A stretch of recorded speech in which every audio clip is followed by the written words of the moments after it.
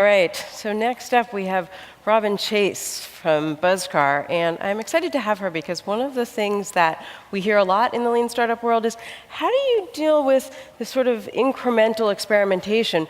Does that ever take you anywhere? And Robin has a really wonderful story about merging your big vision with a lot of experimentation to help you get there. Please welcome Robin.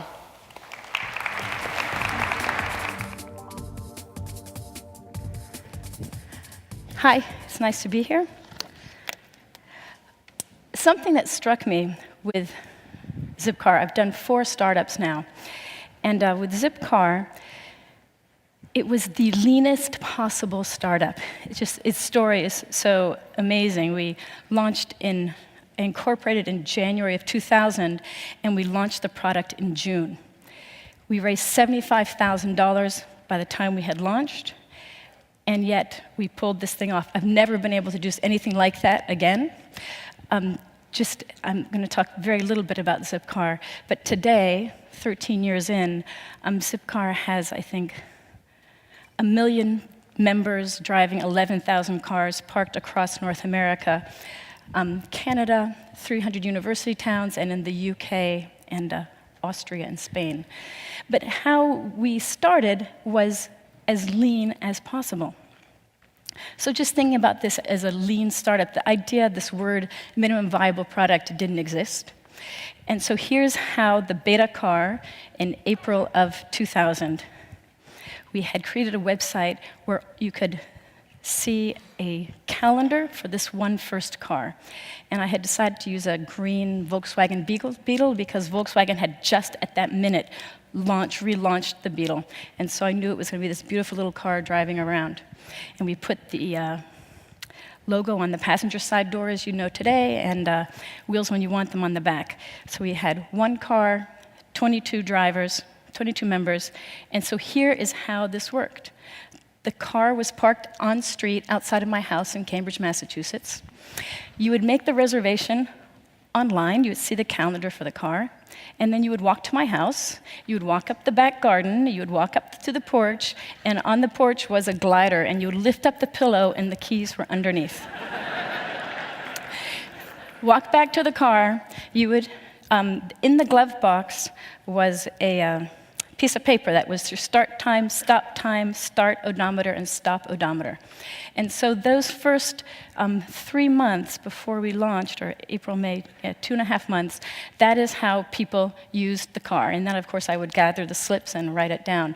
So those people are driving around, and we think about, I always am telling entrepreneurs, you want to get in touch with your customers absolutely as fast as possible. You want to be as minimum as possible. And as I said, I've done 4 startups, and every time when you have just a little bit more money or just a little bit more insight into what you're doing, you go less than mean. You start adding in stuff because you think, oh, I'm so smart, I know what's going on, or I have a little bit more money, I'm going to make it a little better before I launch. You want it, and then whenever I do that, I have to undo. So you really want to start with the absolute minimum thing, which is what we did with Zipcar. And then when we did launch, all that was different was that we attached the keys to the steering column, just like today.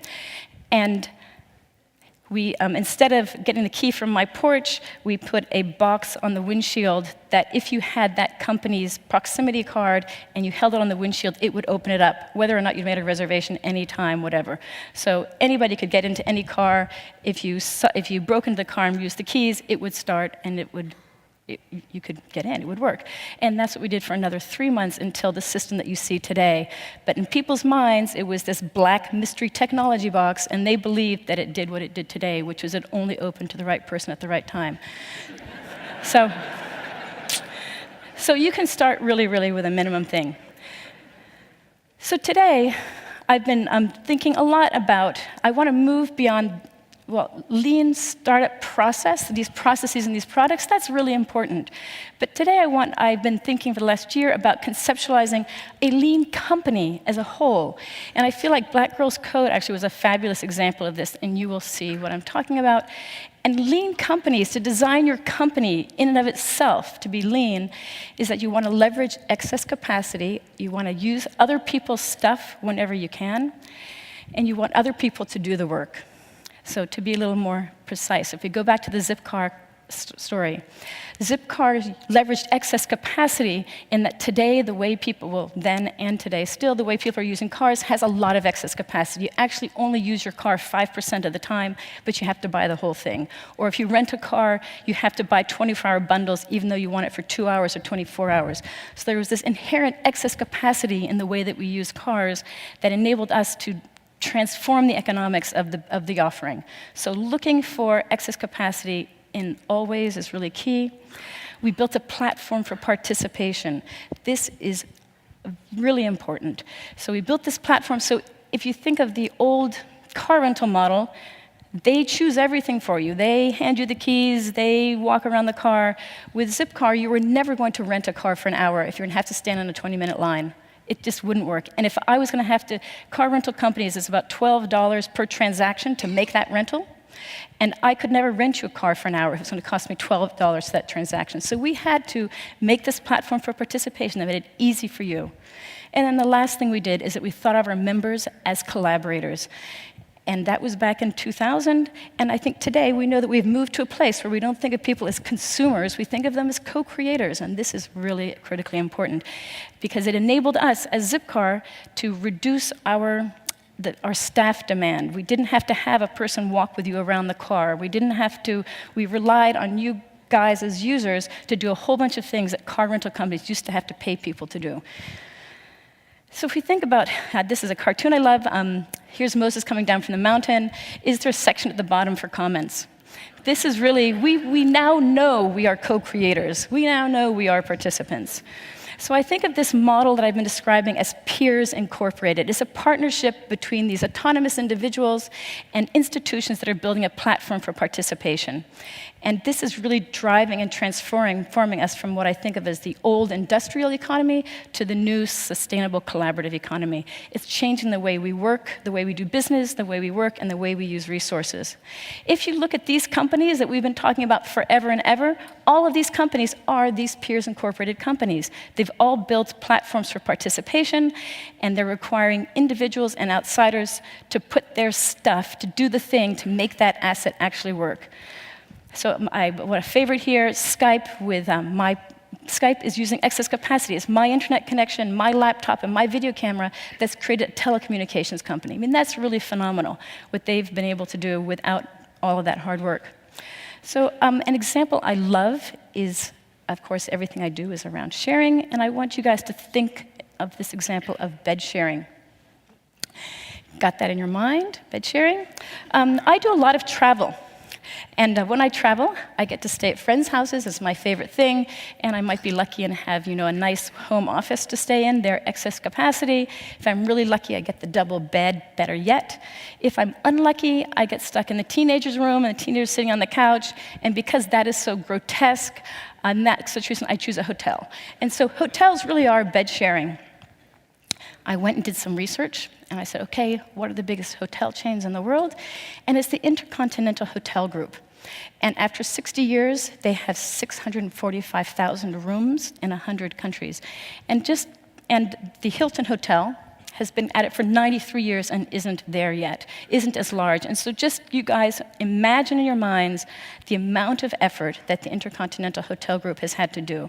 They have had to decide what city they want things in, then they had to get an architect to design a plan, they had to find the land, they had to build the place, they had to buy all those materials and beds and stuff and put them in there. They had to train a staff. They had to have a business model that worked. They had to have customers who would come and work, and customers who wanted to use it on a 24-hour basis, 7 days a week, 12 months a year. They had to have no tsunamis and storms. It had to all work out for them, some failing and some succeeding, to get to this gigantic 645,000 rooms.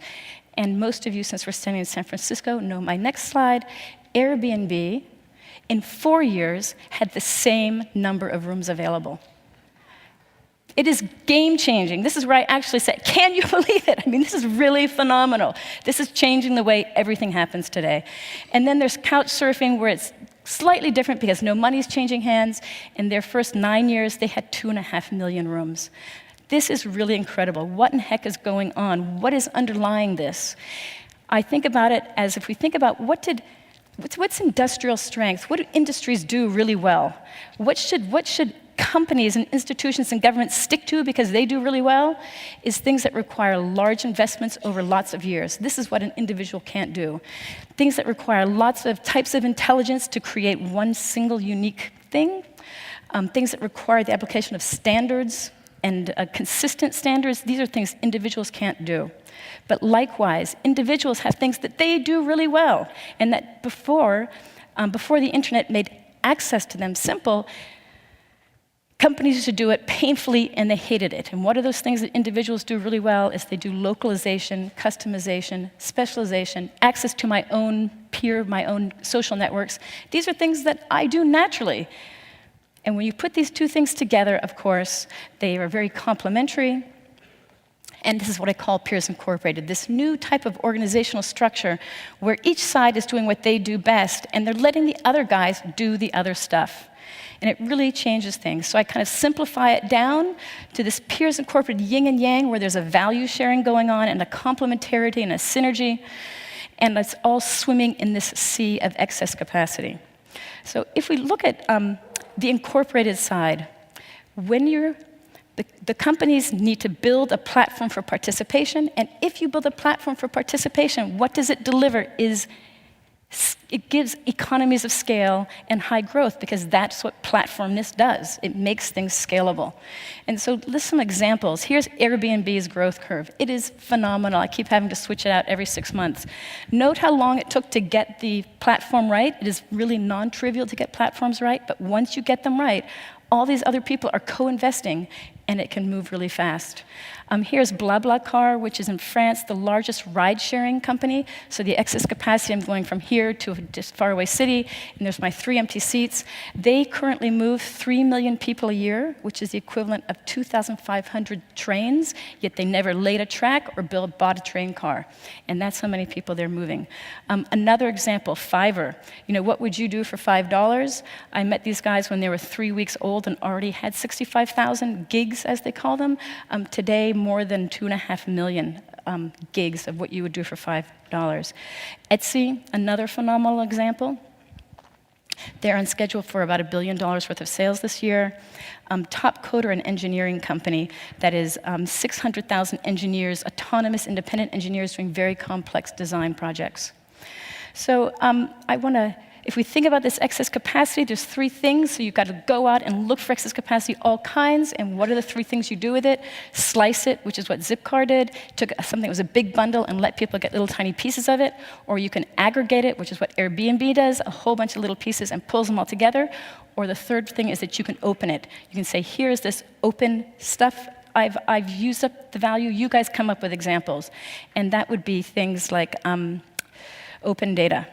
So the peers provide a huge amount of diversity. I'm looking at my time here, and I want to move along. Zipcar is the company I recently started 2 years ago in France, which is renting out your own car, like relay rides and get around, but I did this in France. And here are pictures of the owners with their cars. You can see that they have a great diversity among them. And what's really great about this is that we now have 7,000 cars parked around France available to rent at different price points, different kinds of cars, and there's different experiences going on, and these individual car owners can provide for you what you might uniquely want. You know, I won't need 2 baby seats in the back. Well, there's a guy who owns a car who has 2 seats in the back. Or, you know, directions to places. They can do things that car rental and Zipcar can never do. There's a real fineness of what they're doing. Here is smartphones and the number of apps. I think of the smartphone as a platform for participation and the 1.5 million apps on top. Those companies can't and shouldn't be doing that innovation inside. It should be outside, and that's why we've seen this amazing amount of this explosion of innovation. I don't think we've seen it anyplace else.